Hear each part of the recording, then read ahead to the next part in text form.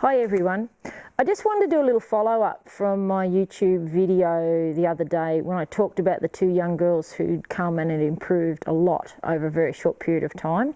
I got a little bit of feedback from some of you about how it's pretty easy to do all of that when you're a kid, but it's a little bit harder when you're like most of us and have a job, have kids, have other commitments, and especially at this time of year when it's cold and the days are really short.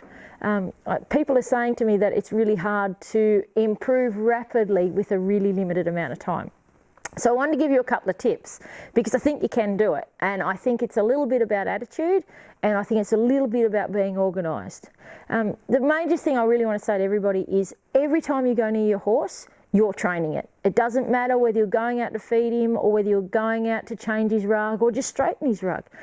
Every time you go to the barn, you're training your horse. Training begins at the barn, my friend Dina Kirkpatrick says.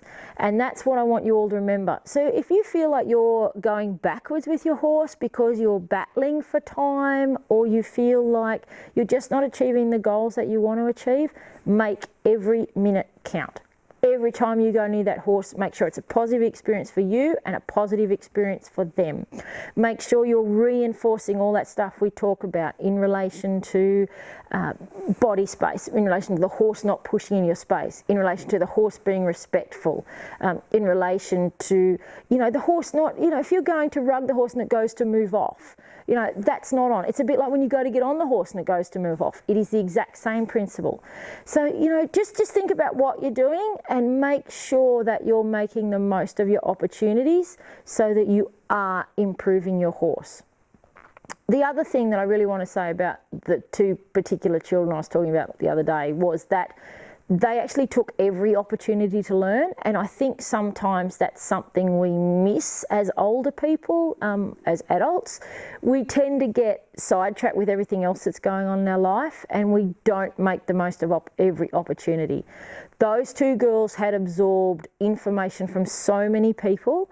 They hadn't taken all of it on board because some of it didn't work with what they wanted to do, but they really did pick through it and make the most of it. So every time you meet someone, every time you spend some time with your friends that are horsey, if you've got a problem, talk to them about it. If you've got an idea about how to make training simpler, tell them about it because they might want to know too.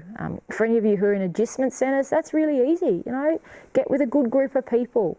And make the most of it, and even remember, if you are getting some time to train your horse, and let's say here this week the weather's been absolutely terrible, what we've had to do is try and get concurrent days, and we might only get 5 minutes with the weanlings that we've been handling here, but you know what, 5 minutes every day or 5 minutes twice a day. No, there is no rule book that says on a weekend when you've got a little bit of time and it's a beautiful day, you can't work your horse twice.